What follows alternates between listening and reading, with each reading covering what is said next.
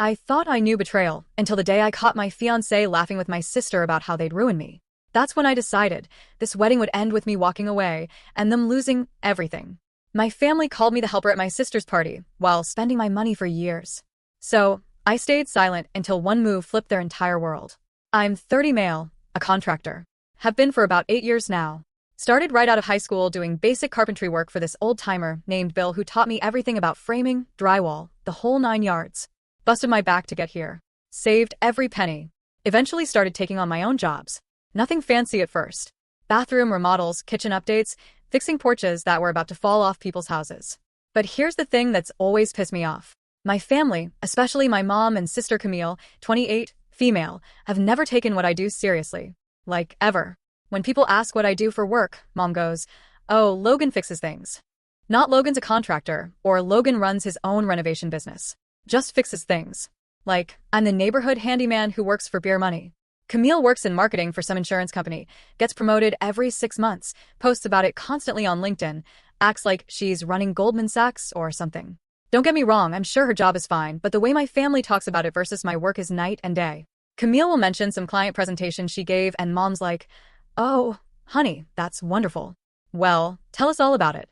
Meanwhile, I could spend 3 months turning someone's disaster basement into a beautiful family room. And Mom's response is, "That's nice, dear. Are you staying busy?" My dad was actually the worst about this before he passed 2 years ago. Cancer got him. And those last few months were rough on everyone. But even when he was sick, he'd still make these little comments about how I play with tools all day while Camille had a real career with benefits and a 401k. I remember this one Christmas dinner when I was maybe 25. I just finished this huge project. Completely renovated this couple's kitchen from the studs out. Custom cabinets, granite countertops, tile backsplash I did by hand. The works. Took me 2 months, and they were over the moon with how it turned out. I was pretty proud of it too, you know. So, I'm telling the family about it over dinner, showing pictures on my phone of the before and after shots. Dad looks at the photos for like 5 seconds and goes, "That's nice, son. When are you going to get a real job with health insurance?" Then immediately turns to Camille and asks about her latest work project for 20 minutes. That stung, but I just swallowed it like I always did. Figured maybe when I started making better money, they'd start taking me seriously. Well, joke's on me because even when I started pulling in decent cash, and I mean decent like $70,000 to $80,000 a year doing high-end renovations, the attitude never changed. If anything, it got worse after Dad died. Now, Mom acts like I'm this lost soul who still hasn't figured out what he wants to do with his life. The crazy part is I'm actually pretty good at what I do. My clients love me. I've got guys calling me all the time wanting me to work on their projects. Word-of-mouth referrals keep me booked months in advance. But to my family, I'm still just the guy who fixes things. The one they call when Mom's garbage disposal breaks, or when Camille needs help moving furniture. Never mind that I can design and build custom cabinetry from scratch, or that I know enough about electrical work to rewire an entire house safely. Nope, I'm just the handyman. So, here's where things went south. Last month, Camille got promoted to some manager position at her insurance company, area manager or regional coordinator. I don't even remember what she called it. But apparently it was a big deal because Mom decided to throw this whole celebration dinner. She booked this steakhouse downtown, invited extended family, made it into this whole production. I'm talking aunts, uncles, cousins, the works. Even got a cake made with "Congratulations, Camille" written on it. Now, normally I would have found an excuse to skip this kind of thing, but Mom guilt tripped me into coming. It's important to support your sister Logan. Family shows up for each other. Yeah, okay, Mom. When's the last time anyone showed up for one of my achievements? But whatever. I went, put on a clean shirt, drove downtown, prepared myself for 2 hours of listening to everyone shower Camille with praise about her corporate success. The dinner was exactly what I expected. Camille holding court at the head of the table, talking about her new responsibilities, her team of 5 people, her strategic vision for the department. Everyone hanging on every word like she just cured cancer. Uncle Mike asks about her salary, which is rude as hell, but nobody calls him out on it. Camille just smiles and says, "Let's just say I'm very happy with the compensation package." Everyone oohs and, like she hit the lottery. Aunt Rachel starts going on about how proud Dad would be if he could see Camille now. How he always knew she was destined for great things. How she's the success story of the family. I just sat there eating my steak, trying not to roll my eyes. Then came the speeches because of course there had to be speeches at a dinner for a promotion that probably came with like a 10% raise and a fancy title. My cousin Nate went first. He's actually a good guy. Doesn't play favorites with the family politics. He raised his glass and said something like, "Here's to Camille. Proof that hard work and dedication pay off. Really proud of what you've accomplished." Everyone drank to that. Fair enough. She did work for her promotion. Then Mom stands up with her glass. And this is where I should have seen it coming, but I was just sitting there minding my own business. I want to toast both of my children tonight. She says, Camille for showing us what success looks like when you set your mind to something. And Logan. I looked up, thinking maybe finally she was going to acknowledge that I've been busting my ass for years building a successful business, for always being there to help with the heavy lifting. The whole table laughed like it was the funniest thing they'd ever heard. Heavy lifting. That's how she summed up everything I do. I felt my face get hot, but I just nodded and smiled like always. Took a sip of my drink and pretended it didn't bother me. But inside I was done. Completely done. The rest of dinner was a blur. More stories about Camille's amazing career trajectory. More predictions about how far she's going to go in the company. More jokes about good old reliable Logan, who's always around to help move furniture. After dinner, the whole crew headed to the parking lot. Everyone's hugging Camille goodbye, taking pictures, making plans to get together soon. And then, because apparently the universe has a sense of humor, Camille's car wouldn't start. Guess who everyone looked at to fix it? Logan, you're good with cars, right? Uncle Mike says, can you take a look? So, there I am in my good shirt and dress pants, popping the hood of Camille's Honda in a restaurant parking lot while she stands there texting her boyfriend about her promotion dinner. Turned out to be a loose battery connection. Took me about 2 minutes to tighten it up and get her car running. Easy fix. Thanks, Logan. She says, not even looking up from her phone. You're always so good at this stuff. This stuff, like basic problem solving, is some mysterious talent instead of just being competent with tools. I got in my truck and drove home without saying much to anyone. My phone started buzzing around 10 p.m. Mom, thanks for coming tonight. Wasn't it wonderful to celebrate Camille's success? Camille, thanks for helping with my car. You saved the day as usual. Then about an hour later, another text from Camille. Are you mad about something? Mom said, you seemed quiet at dinner. I stared at that message for a long time. Was I mad? Hell yes, I was mad, but not for the reasons they'd think. I wasn't mad about Camille getting promoted. Good for her. Seriously, I wasn't even mad about the dinner or the celebration. I was mad about being reduced to the guy who helps with heavy lifting. I was mad about spending years building a successful business and having my own mother treat it like a hobby. I was mad about being the family's go-to problem solver while getting zero recognition for anything I'd accomplished. But mostly, I was mad at myself for expecting anything different. I didn't text back that night or the next morning when more messages came in from Mom. Logan, are you seriously mad because of the comment I made at dinner? It wasn't meant to hurt you. Then another one called me back. You're being dramatic. It was just a joke. That word dramatic, like my feelings about being constantly disrespected, were just me overreacting. Like 30 years of being treated as the lesser sibling was all in my head. I turned my phone off and went to work instead. Had a bathroom renovation to finish. And unlike my family dinner, that was something I could actually control. But here's the thing they didn't know. While they were all celebrating Camille's corporate climb, I'd been working on something that was going to change everything. Something that would show them exactly what this heavy lifting guy was capable of. I just hadn't decided whether I wanted them to see it or not. About a year ago, I was driving through this older neighborhood on the east side of town when I spotted this house that caught my attention. And when I say caught my attention, I mean it was a complete disaster that made me slam on the brakes and stare. This place was a foreclosure that had been sitting empty for over 2 years. The bank was basically giving it away because nobody wanted to touch it. We're talking broken windows, roof damage, foundation issues, the works. Most people would drive by and see a tear down. I saw potential. The bones were good though. 1950s build, solid construction, decent lot size in a neighborhood that was starting to turn around, young families moving in, a couple of coffee shops opening up, that kind of thing. I knew if someone put real work into it, it could be something special. So, I started researching the property. Found out the bank was asking $85,000 for a house that would probably be worth $300,000 if it was fixed up properly. The catch was it needed everything. Electrical, plumbing, HVAC, flooring, you name it. Plus, whoever bought it would have to deal with the city about code violations and permits. Most contractors would look at a project like that and run the other way. Too much risk, too much hassle, too many unknowns. But I'd been doing this long enough to know how to estimate costs and timelines. More importantly, I'd been saving money for years specifically for an opportunity like this. See, while Camille was leasing new cars and taking vacations, I'd been living cheap and banking everything I could. Still drove my old F-150, rented the same basic house for 6 years, bought all my clothes at Target. My buddies used to give me grief about being tight with money. But I had a plan. I wanted to buy a place and turn it into exactly what I wanted. Not a flip to sell for profit, but somewhere I could actually live. Somewhere that would show what I'm really capable of when I'm not just patching other people's problems. So I made an offer on the foreclosure. Bank accepted immediately. Probably couldn't believe someone was willing to take it off their hands. Closed 3 weeks later and started planning the renovation. This wasn't going to be some weekend warrior project. I'm talking full gut job. Taking it down to the studs and rebuilding everything from scratch. New electrical throughout, all new plumbing, replacing the HVAC system, refinishing the original hardwood floors, complete kitchen and bathroom remodels.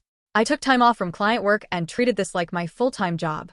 Up at 6 a.m. every day, working until dark, weekends included. Some days I'd have my crew guys come help with the big stuff. But most of it I did myself. I spent weeks fully renovating a rundown house, handling every major system, like a pro. I rewired the entire electrical setup to meet code, swapped out all the old plumbing with modern PX lines, and made sure every step was cleared with city inspectors. Throughout the whole house, I installed smart home stuff, programmable thermostats, automated lighting, security system, the works. Not because I needed all that tech, but because I wanted to show I could do it. Took me 8 months total, working basically full-time. There were days I wanted to quit, especially when I hit unexpected problems like finding more structural damage than I'd planned for. But I pushed through, because this wasn't just a house. It was proof of what I could do. When I finally finished, the place was incredible, like something you'd see in a magazine. Every detail exactly how I wanted it. Every room flowing into the next perfectly. I'd taken this condemned wreck and turned it into a dream home. And the whole time, not one person in my family asked what I was working on. Not once did Mom or Camille wonder why I wasn't taking as many client jobs or what I was doing with all my time. They just assumed I was doing the same small repair work I'd always done, which was perfect because I wasn't ready for them to see it yet. This was mine, something they couldn't minimize or dismiss or turn into a joke.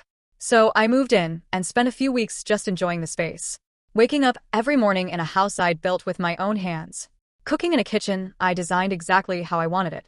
Taking showers in a bathroom that was better than anything in the fancy hotels Camille posts about on Instagram. That's when I decided to throw a housewarming party. Not for my family. They'd had plenty of chances to show interest in my work. This was for the people who actually got it. My crew guys, former clients who'd become friends, other contractors I'd worked with over the years, and my cousin Nate because he's always been cool and doesn't play the family politics game. The party was everything I wanted it to be. Good food, good people. Everyone genuinely impressed by what I'd accomplished. Guys were taking pictures of the woodwork, asking about the electrical layout, wanting to know how I'd managed the timeline. These were people who understood what goes into a project like this, who could appreciate the skill and planning and sheer amount of work it took to pull off. Nate was blown away, kept walking around saying he had no idea I could do work at this level, taking pictures of everything. Genuinely excited about what I'd built. You should post some of these pics, he said. People need to see what you can do. I just smiled and told him maybe I would. But honestly, I was just enjoying having people around who treated my work like it mattered. Little did I know that Nate's big mouth was about to change everything. 2 days after my housewarming party, there's some family barbecue at my aunt's house that I didn't go to. Had a client meeting that Saturday about a kitchen remodel, so I had a legit excuse to skip it. Plus, honestly, after that dinner where I got reduced to heavy lifting, I wasn't really in the mood for more family time. But Nate was there, and apparently, he couldn't keep his mouth shut about my house. According to what I heard later, he's showing everyone pictures from the party and going on and on about how incredible the renovation was. You guys should see what Logan did with this place. He's telling Mom and Camille, it's unbelievable. The guy's like an artist with construction work. Now, Nate meant well. He was genuinely impressed and wanted to brag on his cousin, but he doesn't understand the family dynamics. Doesn't know that Mom and Camille have spent years treating my work like it's just a step above ditch digging. So, there's Mom looking at pictures of my custom kitchen and open floor plan. Probably wondering how the hell the family handyman managed to pull off something that professional, and Camille seeing photos of a house that's nicer than her downtown apartment that she's always bragging about. Nate told them everything about the party, about all the contractors who came, about how impressed everyone was with the work. He even mentioned that I'd bought the place as a foreclosure and renovated it myself over 8 months. My phone started going crazy that afternoon. 7 missed calls from Mom by the time I got done with my client meeting. 4 from Camille, 3 voicemails. I didn't bother listening to them. The text started rolling in. Logan, call me back right now. Why didn't you tell us about the house? We're coming over to see it. I can't believe you didn't tell your own mother you bought a house. I ignored all of it. Stopped at Home Depot to pick up materials for my next project and left my phone in the truck while I shopped. Figured I'd deal with the family drama later. When I got home around 6 p.m., there's Mom's silver Camry sitting in my driveway. She and Camille are on my front porch like they own the place. Logan. Mom calls out as I'm getting out of my truck. We've been waiting for 2 hours. I grab my Home Depot bags and walk up slowly. Okay. Nate showed us pictures, Camille says standing up from the porch step. This place is amazing. Why didn't you tell us you bought a house? I looked at both of them standing there expecting answers. When's the last time either of you asked me about my work? Mom waves her hand like I'm being ridiculous. Oh, Logan, don't be silly. We ask about your work all the time. No, you don't. You ask if I'm staying busy. You ask if I'm making enough money to get by. You don't ask what I'm building or what projects I'm proud of. Camille's getting that impatient look she always gets when things don't go her way. Can we see inside? Nate said. You completely renovated it yourself. No. They both stared at me like I just told them I was joining the circus. What do you mean no? Mom asks. I mean this is my house, my space, and I didn't invite you here. That's when Camille's voice got sharp. We're family, Logan. You can't just shut us out like this. Watch me. Mom starts doing that thing where she acts hurt and confused. Logan, I don't understand what's gotten into you. We just want to see what you've accomplished. We're proud of you. Proud of me, Mom? 3 days ago, you toasted me as the guy who helps with heavy lifting. You've spent years treating my work like it's a hobby. Now, suddenly you're proud. That was just a joke, Logan. You know, I didn't mean anything by it. Yeah, it's always just a joke. Every comment about when I'm going to get a real job. Every time you introduce me as the guy who fixes things. Every family gathering where you spend 2 hours talking about Camille's career and 30 seconds on mine. All just jokes, right? Camille jumps in. You're being dramatic, Logan. We've always supported you. Supported me, Camille? When's the last time you asked me about a project I was working on? When's the last time you showed any interest in what I do beyond eating something fixed? She doesn't have an answer for that because we both know it's never happened. Look, Mom says, maybe we haven't always shown our appreciation the right way, but we're here now. We want to see what you've done. Nate said, it's beautiful. You want to see it because other people were impressed. You want to see it because suddenly it looks like something worth bragging about. Where were you when I was working 16-hour days for 8 months? Where were you when I was dealing with permits and inspections and all the stress of managing a project this big? We didn't know. Mom starts, I cut her off. You didn't know because you didn't ask. You didn't care enough to find out what I was working on. The three of us stood there in silence for a minute. I could see them trying to figure out how to handle this version of me. The Logan they knew would have caved by now, would have given them the tour and pretended everything was fine. But that Logan was done. So that's it. Camille finally says, you're just going to shut us out because we hurt your feelings. This isn't about hurt feelings. This is about respect. You've made it clear for years that what I do doesn't matter to you.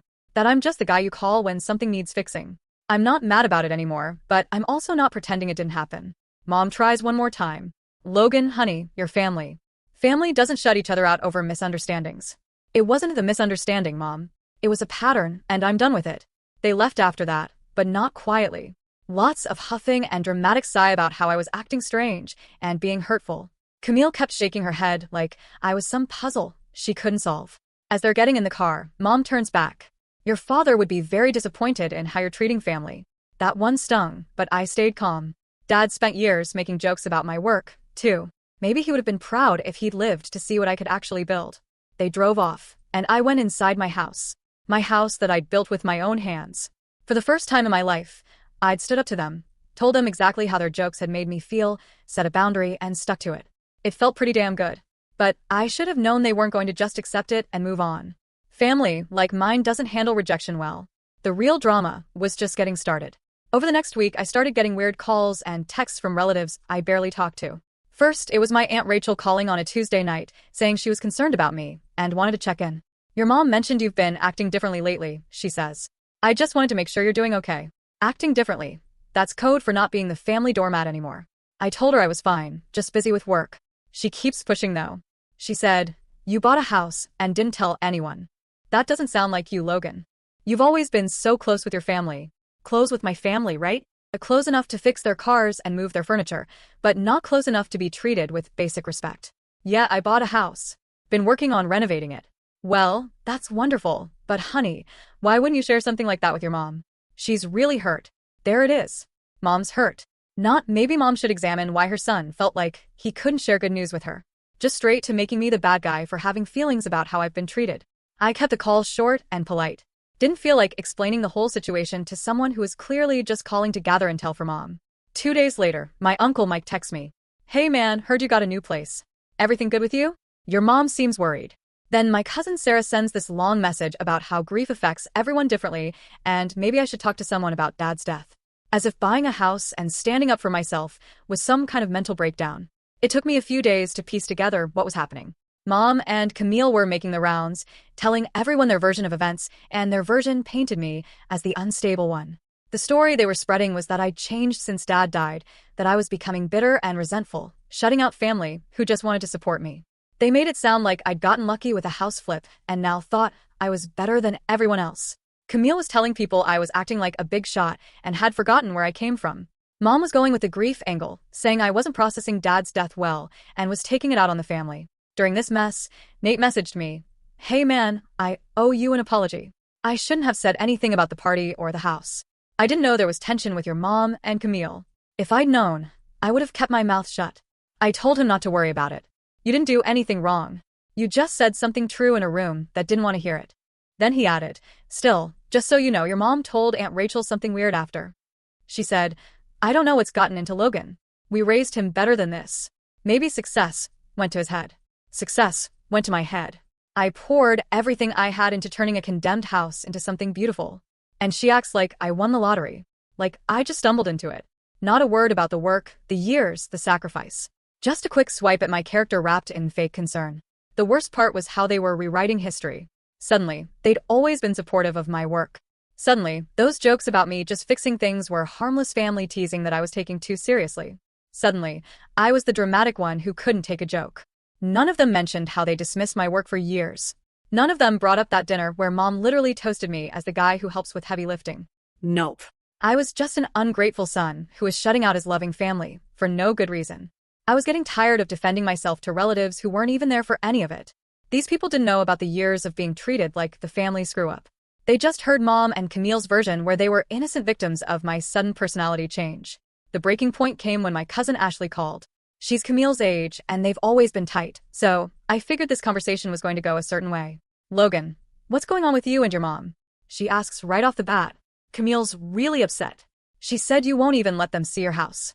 That's between me and them, Ashley, but you guys have always been so close." I don't understand what changed. Always been so close. Jesus, these people live in a fantasy world. "Look, Ashley, I appreciate you calling, but this isn't really your business. It is my business when my family's falling apart. Camille's been crying about this for days. She said you just completely shut them out after they tried to celebrate your success." Tried to celebrate my success. That's a good one. Ashley brought up the promotion dinner like it was just another gathering. Said Camille mentioned I seemed off, like no one could figure out why I was quiet. Funny how they left out the part where I got reduced to the family helper again. Standing there while everyone clapped for Camille's corporate ladder climb, and Mom tossed me a bone for helping with the heavy lifting. I asked if she knew what Mom said in her toast.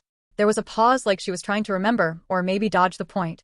I told her how Mom toasted Camille for her big success and then turned to me, smiling wide, thanking me for lifting chairs and setting up in front of everyone. Another pause. She tried to soften it. Say it was probably just a joke. Like all the other jokes about when I get a real job or when they introduce me as the guy who fixes things instead of saying I run my own crew and business. Just harmless family humor, right? Ashley didn't have much to add after that. The call wrapped up not long after, but I knew that conversation was going to get back to Mom and Camille. They were going to be pissed that I was telling people what actually happened instead of just taking responsibility for being dramatic. Sure enough, the next day, I get a long text from Camille. "I can't believe you're telling people lies about our family. What Mom said at dinner wasn't meant to hurt you. You're making us look terrible for no reason." Lies. That's what she called it when I told the truth about how they treated me. That's when I realized I was done playing defense. If they wanted to paint me as the bad guy, fine. But I wasn't going to let them control the narrative anymore. Time to show everyone exactly what this dramatic guy with success going to his head was actually capable of. I pulled out my phone and started thinking about how to tell my own story. Not their version where I was an ungrateful son, having a breakdown. My version where a guy finally stopped accepting disrespect from people who were supposed to support him. Social media isn't really my thing, but maybe it was time to change that. So, I created an Instagram account and spent a Saturday afternoon going through all the photos I'd taken during the renovation before shots of the disaster I'd bought, progress pics showing the work in different stages, and after shots of the finished house. The transformation was pretty dramatic when you saw it all laid out like that. From condemned foreclosure to dream home in 8 months. Every room completely rebuilt. Every detail planned and executed by hand. I posted a series of before and after shots with a long caption about buying a house everyone said was hopeless. Spending months rebuilding it from scratch and learning some hard truths about who really supports you along the way. Didn't mention my family by name, but I included this line. Sometimes the people who believe in you least are the ones closest to you. Build your life for those who celebrate your success, not those who minimize it.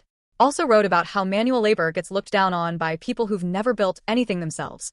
How there's skill and artistry in construction work that goes way beyond just fixing things. How satisfying it is to take something broken and make it beautiful again. Figured maybe a few friends would see it, and that would be the end of it. Boy, was I wrong. The post started getting likes and comments right away. Local contractors I knew were sharing it, tagging other guys in the trades. Then some bigger home renovation accounts picked it up. Within a couple days, it had hundreds of likes and dozens of comments. But the comments were what really got me. Guys telling their own stories about family members who didn't respect their work. Women in construction sharing experiences about relatives who didn't take them seriously. People talking about how they'd been underestimated and had to prove themselves over and over. This electrician from across town commented, "Been there, man. My dad kept asking when I was going to get a real job even after I started my own company. Some people only respect work if it involves a desk." Even got comments from people outside the trades. Office workers saying they wish they had skills to build something with their hands.